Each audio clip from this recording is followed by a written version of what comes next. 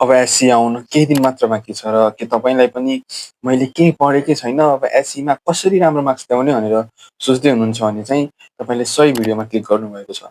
र आज हामी चाहिँ एससीको इक्जाममा कसरी राम्रो मार्क्स ल्याउने र एससीको लागि कसरी तयारी गर्ने भन्ने कुरा चाहिँ सिक्न जाँदैछौँ र भिडियोलाई चाहिँ अब सुरु गरौँ। र भिडियो सुरु गर्नुभन्दाखेरि चाहिँ म तिमीलाई के भन्छु भन्दाखेरि चाहिँ यो चाहिँ हामी दुईटा बिचको चाहिँ कुराकानी जस्तो हो कि मैले यस्तो फर्मल भिडियो बनाउनु खोजेको छैन। जस्तै एउटा ठुलो दाइले चाहिँ तिमीलाई चाहिँ सल्लाह सुझाव दिए जस्तो खालको भिडियो बनाउन खोजिरहेको छु। र अब चाहिँ भिडियोमा अगाडि बढौँ। र भिडियोको सबभन्दा फर्स्ट पोइन्ट चाहिँ के छ भन्दाखेरि चाहिँ आफ्नो माइन्डसेटलाई चाहिँ चेन्ज गर है तिमी। हुन्छ नि, अझसम्म जति टाइम खेर फाल्यो पढेनौ बाल नलिऊ कि अब। हुन्छ नि, अब त्यो अगाडिको रिग्रेट लिएर क्या छौ र के कामै छैन कि अब। हुन्छ नि, अब आउने टाइममा चाहिँ फोकस गर। अब यति टाइममा चाहिँ म आफ्नो सक्दो मेहनत लाउँछु कि अनि त्यति मेहनतले चाहिँ पढ्छु भनेर चाहिँ माइन्डसेट बसाल कि। अनि दोस्रो के छ भन्दाखेरि चाहिँ आफ्नो विक सब्जेक्ट कुन छ त्यो चाहिँ पत्ता लगाऊ।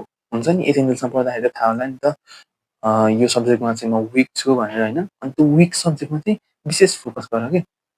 अरू सब्जेक्टलाई भन्दा चाहिँ त्यो सब्जेक्टलाई चाहिँ एकदम धेरै हेर। हुन्छ नि, अनि त्यो विक सब्जेक्टमा पनि जुन टपिक तिमीलाई एकदम धेरै गाह्रो लाग्छ नि त्यसको चाहिँ फ्ल्यास कार्डहरू बनाऊ कि। फ्ल्यास कार्ड भनेको के भन्दाखेरि चाहिँ त्यो एउटा कलरफुल पेपर हुन्छ होइन, त्यसमा चाहिँ तिमीले आफ्नो मेन पोइन्टहरू चाहिँ लेखेर आफ्नो बिस्ताराको भित्तामा अथवा जहाँ पढ्छौ नि टेबलको अगाडिको भित्तामा टाँस कि। के हुन्छ भन्दाखेरि चाहिँ तिमी जतिखेर पनि पढ्न जान्छौ नि त्यतिखेर त्यो कुरा देख्छौ अनि तिम्रो माइन्डमा चाहिँ रिकल हुन्छ कि।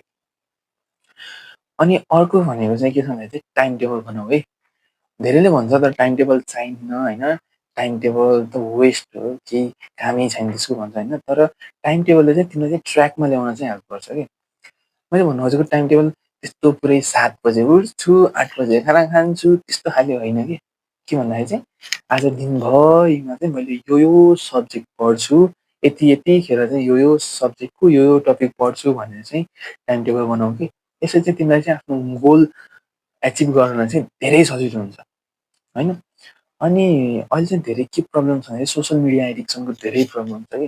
भन्न खोजेको तिमी पढ्न बस्यौ होइन, यतापट्टि मोबाइलमा नोटिफिकेसन टिडिङ्ग गर्छ अनि तिमी नोटिफिकेसन हेर्न जान्छौ अनि त्यसपछि फेरि रिल्स स्क्रोल गर्ने अथवा साथीसित च्याट गर्न थाल्छौ होइन।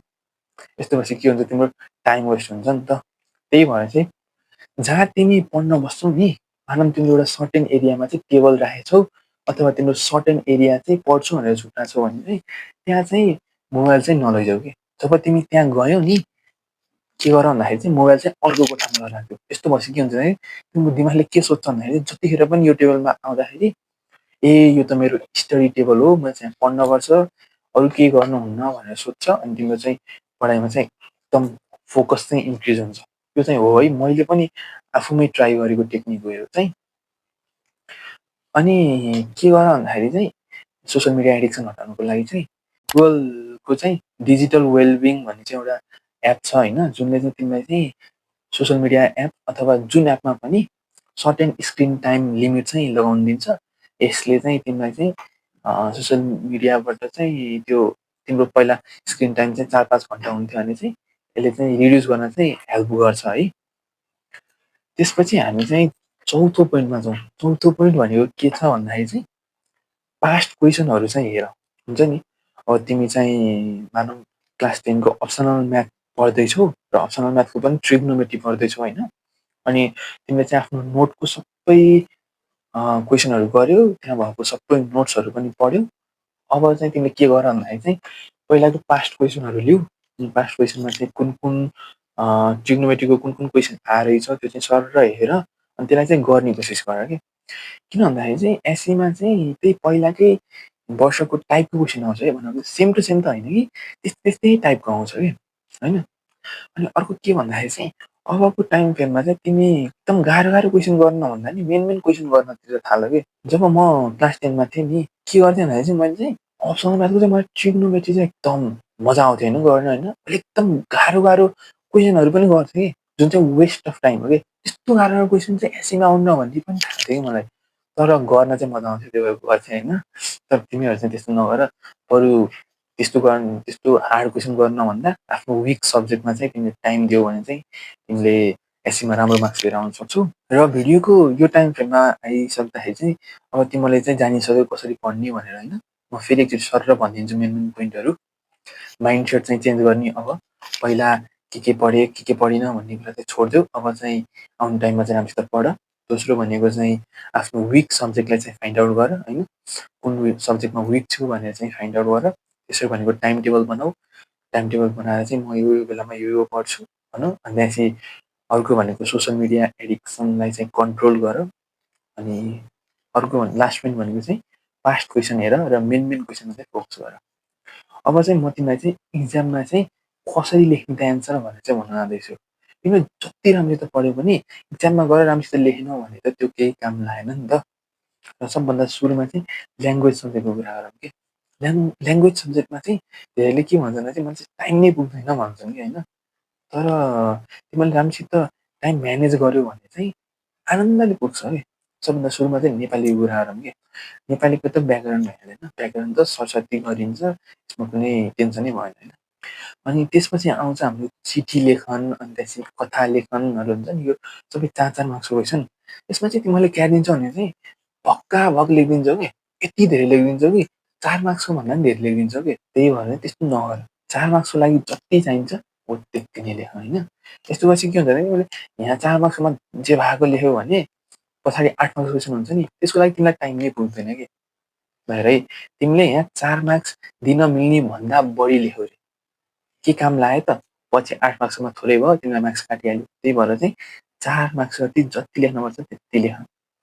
भन्नु खोजेको 4 मार्क्सको लागि लगभग एक पाना जति लेख्नुपर्छ नि त होइन। अनि 8 मार्क्सको लागि चाहिँ 5वटा प्याराग्राफवाला लेख्नुपर्छ। त्यही भएर चाहिँ तिमीलाई यता चाहिँ धेरै टाइम चाहिन्छ। त्यही भएर अगाडिपट्टि चाहिँ टाइम खर्च नगर। र अर्को भनेको चाहिँ कपीलाई चाहिँ एकदम निट एन्ड क्लिन राख कि। हुन्छ नि, एउटा क्वेसन गर्यो अनि 4-5 लाइन छोडिदेऊ कि, किनभने त्यहाँ चाहिँ तिमीलाई जति भने पनि एन्सर सिट थप्न दिन्छ कि। त्यही भएर चाहिँ एउटा क्वेसन गर्यो टक्क 3-4 लाइन छोडिदेऊ, फेरि तलबाट सुरु गर। अनि तिमीले लेख्दै जुन कुराहरू हुन्छ नि काट्न परिहाल्यो भने नकेर कि स्वाट्ट एउटा लाइनले काटिदेऊ, केही बिग्रिँदैन। अनि म तिमीलाई ट्रिक पनि दिन्छु। के भन्दाखेरि चाहिँ तिमीले एस्से अथवा निबन्धहरू लेख्दैछौ भने तिमीले बिचमा हुन्छ नि कुनै शब्द मिस्टेक भयो भने त्यसलाई नकाट कि छोडिदेऊ। हरेक शब्द त हेरेर बस्दैन नि त कपी चेक गर्नेले। त्यही भएर निबन्ध एस्से लेख्दाखेरि चाहिँ त्यो बिचतिर हुन्छ नि कतै मिस्टेक भयो भने छोडिदेऊ कि, किनभने त्यो कपी पनि क्लिन देखिन्छ, कतै काटे जस्तो देखिन्न, अनि उसले थाहा पनि पाउँदैन होइन। अब हामी भिडियोको अन्त्यतिर आइसक्यौँ। अर्को कुरा भनेको के छ भन्दाखेरि चाहिँ अहिले चाहिँ बजारमा चाहिँ मान्छेहरूले के भन्छ भने एसी त डेन्जर गाह्रो हुन्छ या एसी भनेको त एकदम हार्डेस्ट इक्जाम हो भन्छ होइन। तर त्यस्तो केही पनि होइन कि। एसी जस्ट एउटा तिम्रो स्कुलकै इक्जाम जस्तै हो। तर यो चाहिँ एनइभीले लिएको हो भनौँ न होइन। यो चाहिँ त्यति साह्रो तिमीले सोचे जस्तो गाह्रो चाहिँ हुँदैन है। मार्केटमा हुन्छ नि एसी त डेन्जर गाह्रो हुन्छ यार भने जस्तो चाहिँ हुँदैन। मैले दिँदा पनि सिनियरहरूले के भन्थ्यो भन्दाखेरि चाहिँ ओहो यार भाइ एसी भनेको त यस्तो गाह्रो इक्जाम हो यार भाइ, राम्रोसित पढ भन्थ्यो होइन। तर पढ्न चाहिँ राम्रोसित पढ्न पऱ्यो।